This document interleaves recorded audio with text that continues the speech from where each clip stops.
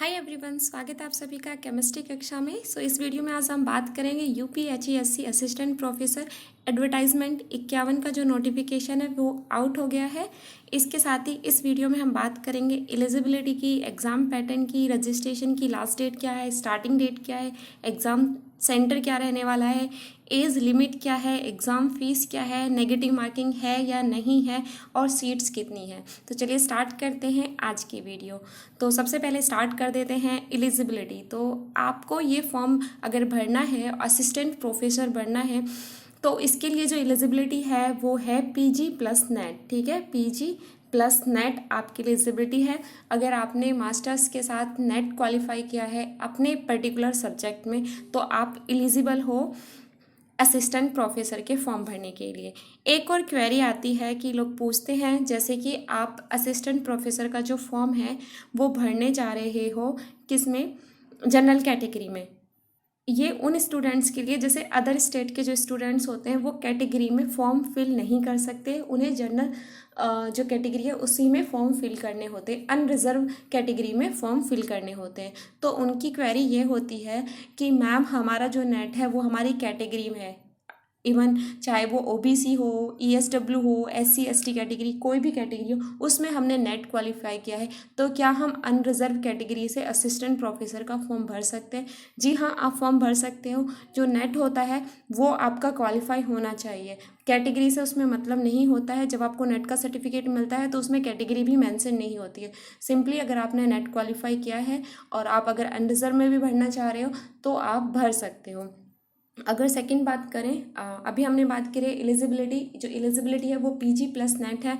अच्छा, इसमें जो नेट का जो पेपर है जिन्होंने क्वालिफाई किया है वही ये फॉर्म फिल कर सकते हैं। सेकंड, अगर हम बात करें एग्ज़ाम पैटर्न की, तो एग्ज़ाम पैटर्न क्या रहने वाला है, देखिए आपके लिए बहुत अच्छा है जो एडवर्टाइजमेंट 51 में फॉर्म फिल करेंगे, क्योंकि उनके पास रिसेंटली जो पेपर हुआ है एडवर्टाइजमेंट 50 का, तो उसका जो पेपर हुआ है वो आपको मिल जाएगा। एक बार आप उस पेपर को देखिए, उसका पैटर्न देखिए और उसका लेवल ऑफ पेपर देखिए, आपको आइडिया हो जाएगा कि किस लेवल के क्वेश्चंस पूछे जाते हैं, किस लेवल का पेपर होता है। तो वो आपकी प्रिपरेशन में काफ़ी हेल्पफुल रहने वाला है। तो सिंपली अगर हम पैटर्न की बात करें तो जो एग्ज़ाम पैटर्न होता है इसमें जीएस प्लस सब्जेक्ट होता है, जीएस प्लस सब्जेक्ट होता है। और जो जीएस होता है, जीएस के आपके कितने क्वेश्चंस होते हैं, जीएस के आपको मिलते हैं 30 क्वेश्चंस, और जो सब्जेक्ट होता है सब्जेक्ट के 70 क्वेश्चंस होते हैं।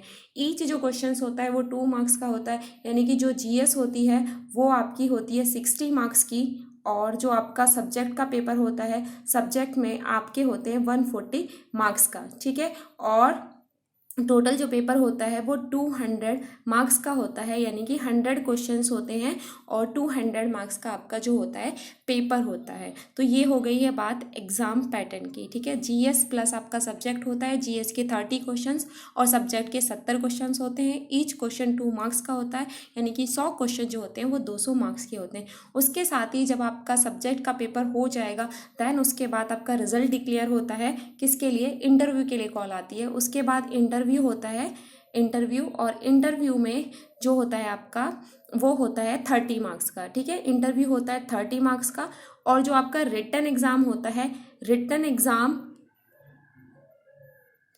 एग्ज़ाम प्लस इंटरव्यू के आपके जो मार्क्स है वो ऐड होते हैं, और 230 का जो फाइनल मेरिट बनती है, 230 में से फाइनल मेरिट बनती है, उसके बाद आपका रिजल्ट जो है फाइनल रिजल्ट डिक्लेयर किया जाता है। ठीक है, तो रिटन के जो मार्क्स हैं यूपीएचईएससी असिस्टेंट प्रोफेसर में वो काउंट होते हैं, तो वो बहुत मैटर करते हैं कि आपके रिटन में कितना स्कोर किया है।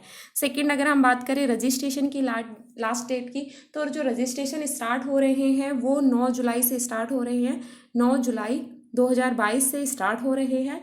साथ ही अगर हम बात करें फीस सबमिशन की जो डेट है वो आपकी 10 अगस्त है, और रजिस्ट्रेशन की जो डेट है वो आपकी लास्ट डेट जो है वो 7 अगस्त है। ठीक है, ये आपको ध्यान रखना है। आपके जो रजिस्ट्रेशन है वो 9 जुलाई से स्टार्ट हो रहे हैं, और रजिस्ट्रेशन ख़त्म जो होंगे वो 7 अगस्त को ख़त्म होंगे। 7 अगस्त को आपका रजिस्ट्रेशन ख़त्म होगा, लेकिन फ़ीस जो सबमिट है वो आप 10 अगस्त तक कर सकते हो। ठीक है, 10 अगस्त को आप लास्ट डेट मत समझिएगा, 10 अगस्त को आपका रजिस्ट्रेशन नहीं होगा। रजिस्ट्रेशन जो है वो 7 अगस्त अगस्त में ही ख़त्म हो जाएंगे। ठीक है, रजिस्ट्रेशन आप 7 अगस्त तक कर सकते हो, 10 अगस्त तक आप फिर उसके बाद फीस सबमिट कर सकते हो। तो ये बात होगी रजिस्ट्रेशन की लास्ट डेट की। अगर हम बात करें एग्ज़ाम सेंटर की, तो आप जब नोटिफिकेशन पढ़ोगे उसमें क्लियरली मेंशन है कि जो आपका एग्ज़ाम सेंटर होगा वो प्रयागराज होगा। ठीक है, एग्ज़ाम सेंटर आपका प्रयागराज होगा, एग्ज़ाम सेंटर आपका प्रयागराज होगा। साथ ही इसके अलावा कोई दूसरा सेंटर नहीं होगा। अभी तो नोटिफिकेशन में यही आया है कि आपका जो सेंटर होगा सिर्फ एक ही सेंटर होगा और जो आपका एग्ज़ाम होगा वो प्रयागराज में होगा। ठीक है, अगर एज लिमिट की बात करें तो मैक्सिमम जो है वो 62 है, 62 से मैक्सिमम एज नहीं होनी चाहिए। फॉर्म में आप नोटिफिकेशन पढ़ोगे तो उसमें लिखा होगा कि अगर आपकी जो लास्ट एज है वो 62 से अबव है तो आपका फॉर्म ही सबमिट नहीं होगा। ठीक है, तो ये आप देख लीजिएगा, लास्ट एज जो है वो 62 है। एग्ज़ाम फ़ी की अगर बात करें तो ये कैटेगरी वाइज है, जो जर्नल यानी कि अनरिजर्व जर्नल और ESW और OBC की अगर हम बात करें तो उनकी जो फीस है वो है 2,000 रुपये। साथ ही सिर्फ SC और ST की जो फीस है वो 1,000 है। बाकी सभी की कितनी है, वो है 2,000 जो है फीस है। देन बात करें नेगेटिव मार्किंग की, तो ये इस एग्ज़ाम का बहुत ही प्लस पॉइंट, देखिए दो चीज़ होती हैं, प्लस पॉइंट भी है माइनस पॉइंट भी है। प्लस पॉइंट ये है कि जो नेगेटिव मार्किंग ना होने की वजह से ऐसा होता है कि आप सारे क्वेश्चन आपको अटैम्प्ट करने होते हैं, यानी कि 100 के 100 क्वेश्चन आप अटैम्प्ट कीजिए।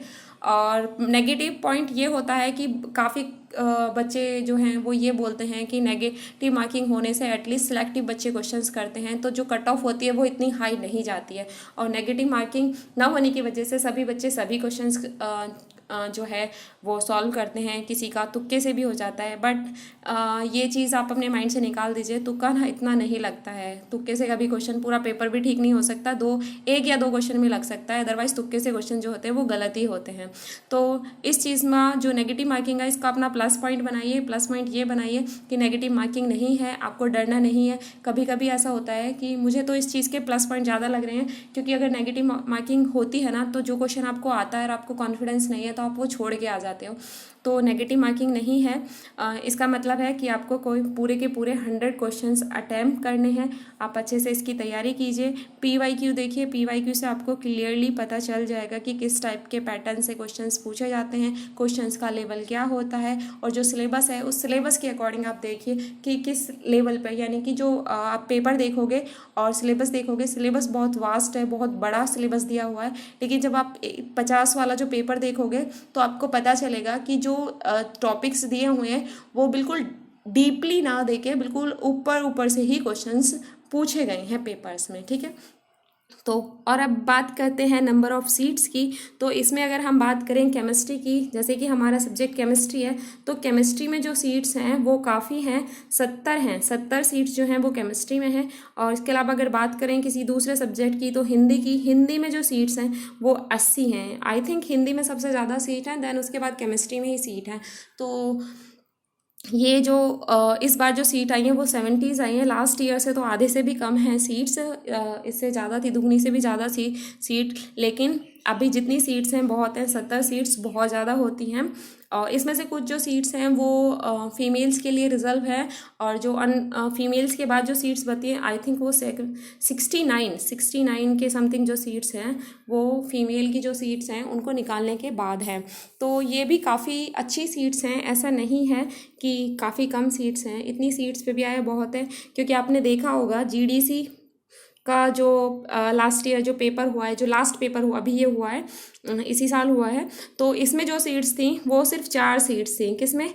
केमिस्ट्री में सिर्फ 4 सीट थी। और इसमें भी अगर बात करें कैटेगरी में 2 सीट्स थी, और उसके बाद जनरल अनरिजर्व की बात करें सिर्फ 2 सीट्स थी। तो 2 सीट्स पे फाइट की थी, कितने ज़्यादा बच्चों ने एग्ज़ाम्स दिया। तो यहाँ तो 70 सीट्स हैं, और अगर उसमें भी निकाल दी जाएँ तो 69 सीट्स आती हैं। दैन कैटेगरी वाइज अभी सीट्स नहीं डिस्क्लोज़ की गई हैं कि किस कैटेगरी में कितनी है, लेकिन अभी पता चल रहा है कि 70 सीट्स हैं, काफ़ी सीट्स हैं।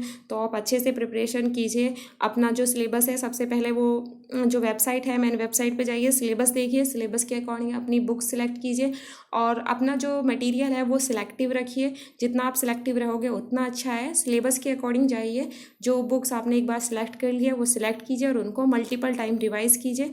जितना ज़्यादा हो सके क्वेश्चन प्रैक्टिस कीजिए और साथ ही जीएस को आप इग्नोर नहीं कर सकते हो। जीएस बहुत बड़ा रोल प्ले करता है इस एग्ज़ाम में। यूपीएचएससी असिस्टेंट प्रोफेसर का जो एग्ज़ाम है, सब्जेक्ट में जो पेपर का लेवल था केमिस्ट्री का वो ठीक ठाक था, इतना ज़्यादा टफ तो नहीं कह सकते, इजी ही था, मतलब कि मॉडरेट से भी कम था, इजी वाले लेवल में उसको रखा था। तो उसमें ज़्यादातर मोर और लेस देन सभी स्टूडेंट्स के ना सेम से ही मार्क्स थे। तो जो मेन रोल प्ले किया था वो जीएस ने किया था। तो जीएस को आपको हल्के में बिल्कुल नहीं लेना है। 30 क्वेश्चंस होते हैं जीएस के, तो आपको ट्राई करना है एटलीस्ट 20 क्वेश्चन आप 30 में से आउट ऑफ 30 20 क्वेश्चन तो आप करेक्ट बिल्कुल कर ही लो। तो इसके लिए अभी से प्रिपेयर कीजिए। जीएस को भी बिल्कुल सेम टाइम दीजिए। अगर रोज़ आप स्टडी कर रहे हो तो जीएस के लिए 1 से 2 घंटे आपको देने ही देने हैं, ठीक है। अगर रेगुलर आप 1 से 2 घंटे जीएस को दोगे तो आपका जीएस भी काफ़ी अच्छा हो जाएगा। तो सबसे पहले सिलेबस देखिए, सिलेबस के अकॉर्डिंग बुक सिलेक्ट कीजिए, दैन उसके बाद जीएस और आपके सब्जेक्ट को पैरेलल लेके चलिए और प्रिपरेशन करते रहिए और डीमोटिवेट नहीं होना है। ऐसे भी स्टूडेंट्स होंगे जिन्होंने 50 में दिया था, उनका रिटर्न नहीं हुआ होगा। कुछ ऐसे स्टूडेंट्स भी हैं जिन्होंने इंटरव्यू दिया, फाइनल नहीं हुआ होगा। तो अब आपके लिए बहुत अच्छी अपॉर्चुनिटी है, तो लग जाइए, ज़्यादा वेट नहीं करना पड़ता है। देखिए, सबसे अच्छी बात यह है कि जो 51 से पहले 50 आई थी और 50 और 49 के बीच में काफ़ी ज़्यादा गैप था, बहुत वेट करना पड़ा बच्चों को, तब वो नोटिफिकेशन आया था, एग्ज़ाम हुआ था। लेकिन अभी बहुत जल्दी नोटिफिकेशन आ गया है। जिस तरह से आयोग का काम चल रहा है उस लगे इस तरह से चल रहा है कि एग्ज़ाम भी बहुत जल्दी हो जाएगा। एग्ज़ाम की कोई डेट अभी नहीं दी हुई है, जैसे ही कोई डेट पता चलती है आपको चैनल पे इन्फॉर्म कर दिया जाएगा। तो अभी डेट वगैरह के चक्कर में मत पड़िए, जल्दी से अपना फॉर्म फिल कीजिए और उसके बाद अपनी तैयारी में लग जाइए। All the very best for your future. Thank you.